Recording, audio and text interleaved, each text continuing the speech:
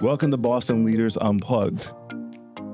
We at JCRC build relationships with school and district leaders to support them in fostering environments that are welcoming and inclusive for Jewish students. When it comes to working directly with the students, we uplift the work of important partners, including StandWithUs. So Gabi, welcome to our studio. Thank you so much for having me. I really appreciate being here. I want to start a little bit by talking about the work that you are doing, and if you can tell us a little bit about what StandWithUs is doing with high school students. So I work in the high school department of StandWithUs, and I manage a cohort of students. And throughout the year, they're expected to put on a minimum of 4 educational programs and engage their communities and become leaders in their schools and pass their knowledge that they're receiving onto their peers. So programs can look a bit different. It can mean arranging a speaker to bring into their schools and their classrooms. It can be building their own presentation, either about Jewish identity, Holocaust education, anything about the Israeli-Palestinian conflict that is fair and balanced and nuanced, and something that helps them demonstrate their leadership abilities. Can you talk about some of the challenges that the students you are working with in New England have faced when it comes to showing up authentically as Jewish in their schools?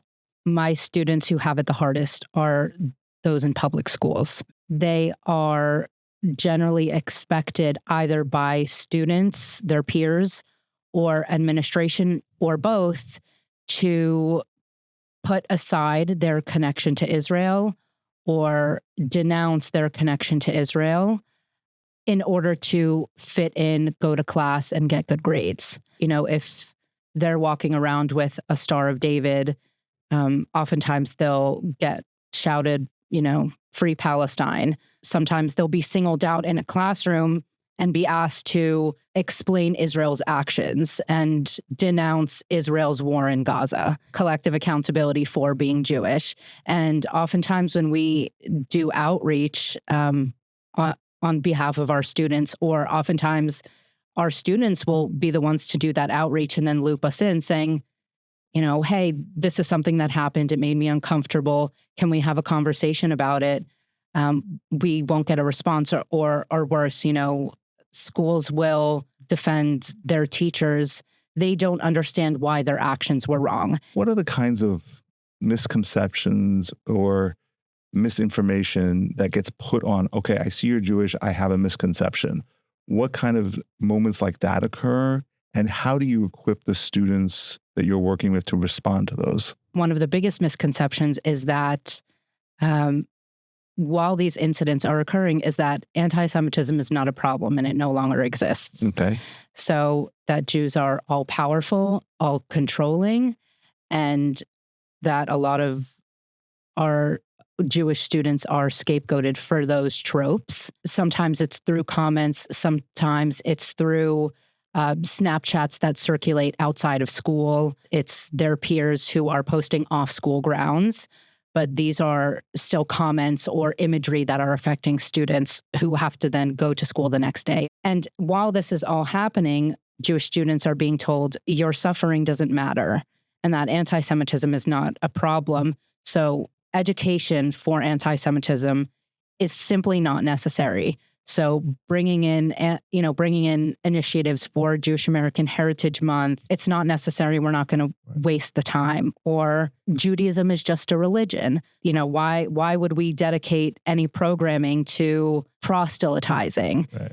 And so these are severe misunderstandings about, the hatred that is permeating towards Jewish students and also what Jewish identity is. We have been told how deeply words have an impact on marginalized groups of people. When Jewish students are telling us, and doing so with much poise, I'm seeing the students I work with, the way they do this outreach in the wake of some incident, whether it's a comment, sometimes more times than I'd like to say, a swastika on the side of a building or in the bathroom. This happened, and the response should be education, not punishment. Is sorry, we can't provide that for you.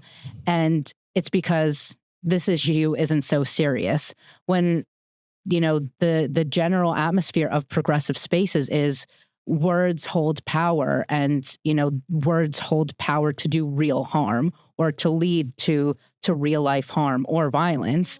And so how is it that we're in a time where we've seen the most anti-Semitism that we've ever seen in the history of the United States? And I assume you've read the ADL's 2024 report, and anti-Semitism is the highest it's ever been since they started tracking in 1979. And so the response should be, there's a real problem here. We need to bring in resources to address it. The answer shouldn't be, sorry, we don't have the time and it's not really necessary. Right. And that's really what we're talking about. We're talking about harm and mitigating harm, reduction of harm, terminology, frameworks, and understandings about the mental, social welfare of kids that is accepted as a norm in a lot of these educational spaces, but then not applied with that same level of understanding and acceptance when it comes to the harm that Jewish students are experiencing. I want to take one moment to talk about the school environment beyond the work that you're doing specifically with the students. And obviously, students can be very powerful agents of change, but they're not the only actors in a school environment. And in most schools, they're there for at most 4 years in a given school building. So they're only really part of the equation. So what's your message to the adults, the teachers, the administrators, the coaches, the club leaders? What do they need to do to make sure that their Jewish students feel welcome, safe, and included? I love this question. My message to them is be proactive in implementing initiatives that help the Jewish community, not only responding when there is anti-Semitism. So Holocaust education, which is amazing. That's fantastic. And I say that as the granddaughter of a Holocaust survivor, but it doesn't stop there, because the Jewish community is not solely defined by the worst genocide that we have experienced. We are a dynamic group of people. Teach about our diaspora experience, about, our return to Israel, teach about our culture, our traditions, our food, our language, our different diasporic languages, teach about who we are. And Jewish American Heritage Month, I know I keep coming back to that, is a fantastic opportunity to do that. And so is Mizrahi Heritage Month, which is, sort of a lesser known celebration of Jewish identity. And can you tell folks when that happens? That is in November. Okay. So, use those opportunities to implement education and resources about who the Jewish community is and our connection to Israel, which is the two go hand in hand. Most of these students are probably in their schools for maybe 4 years at a time. But you're not just making an investment in their ability to be strong in their authentic self-identity in their current spaces. You're also preparing them for college and for the world beyond high schools. What do you do with them, preparing them for the college campus, where we know those issues that we've been touching on are often, not everywhere, but often far more fraught? Teaching them how to have difficult dialogue, even when you don't come to an agreement.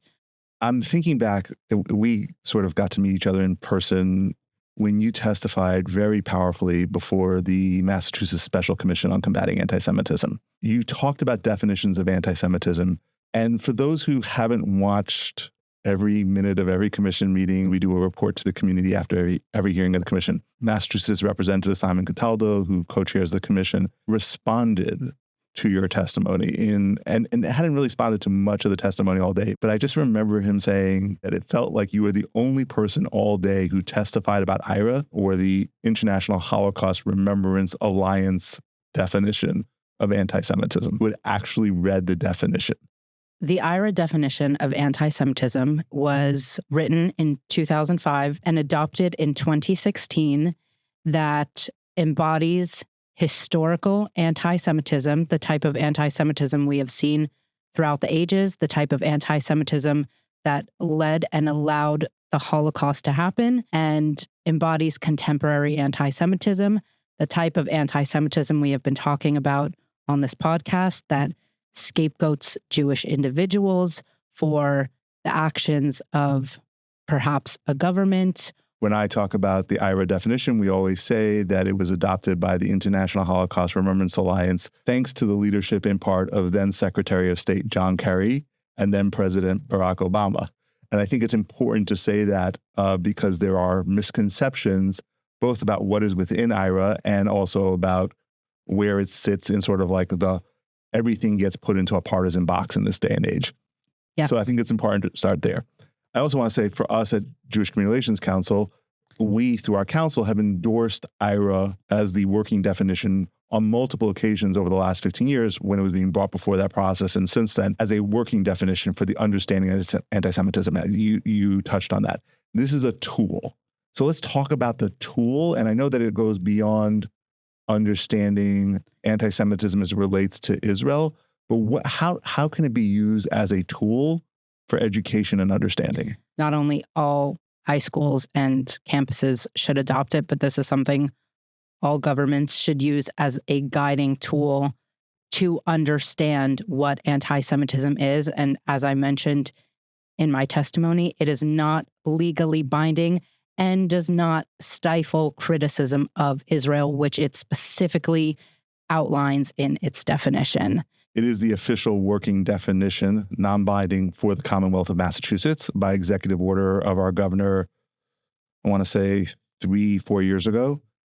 So as with many governments around the world, including the United States government under 4 presidencies now, you're also really drilling in on something that I think is really important to focus on, which is this tension between a definition, regardless of what one thinks about the definition, and this question of First Amendment rights. Nothing about IHRA limits anyone's First Amendment rights. Right. Harvard actually in March adopted the IHRA definition of anti-Semitism.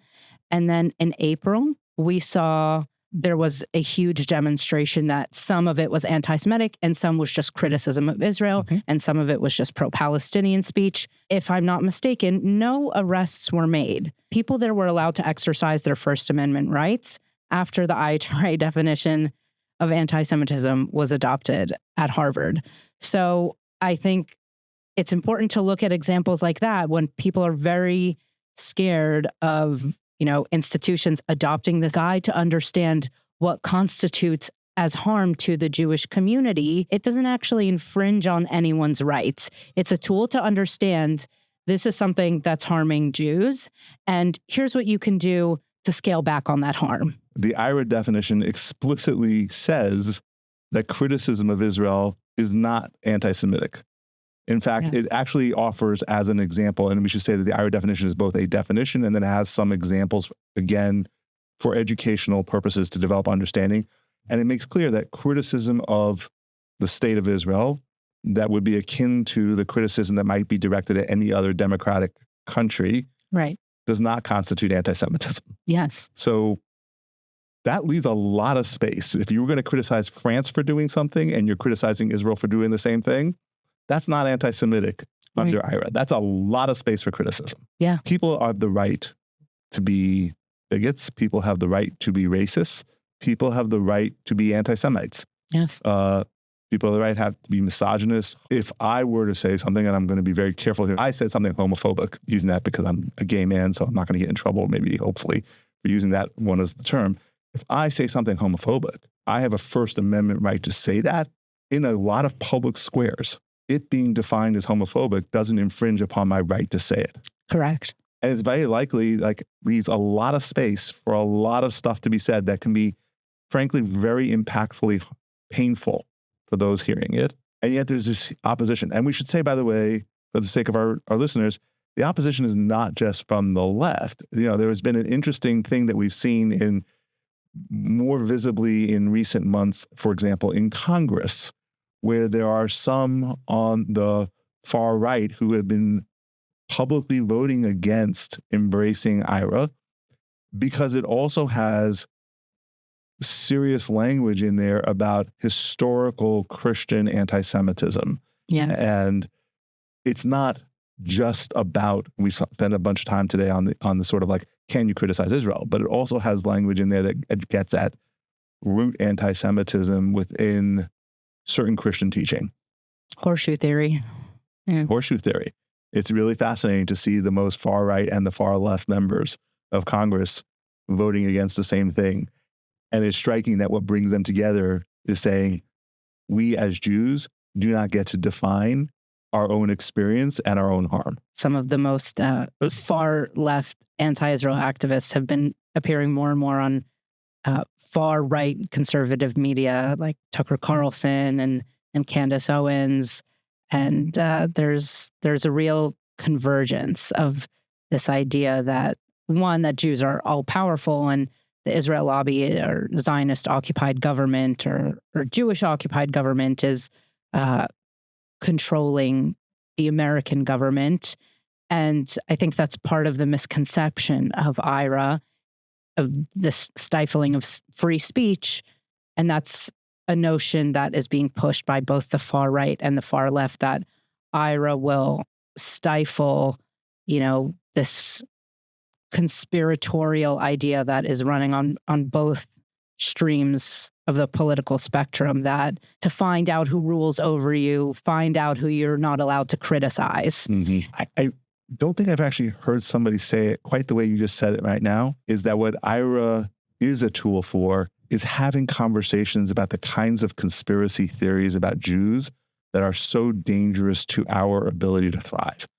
And it's that resistance to combating conspiracy theories that so unites the far left and the far right in anti-Semitism directed towards a Jewish community and Jewish leaders who they wish to blame for whatever they want to define as the problems of society. So given that the IHRA definition is, shall we say, loaded up with caveats and clauses to make it a learning tool about harm, why are there so many misconceptions?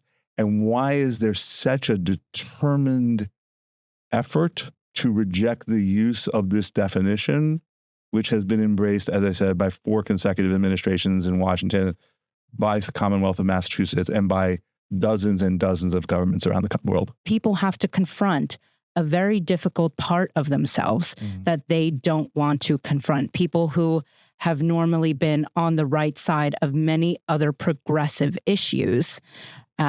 People who have fought against racism, who have fought against climate injustice, who have fought against homophobia, who have been a part of these causes, who have then found themselves being anti-Semitic, is something they don't want to believe about themselves. We had an interesting moment at a hearing of the commission in February where a group of fringe left activists presented written testimony making the case that upwards of 67%, I think, of American Jews were either anti-Zionist or non-Zionist.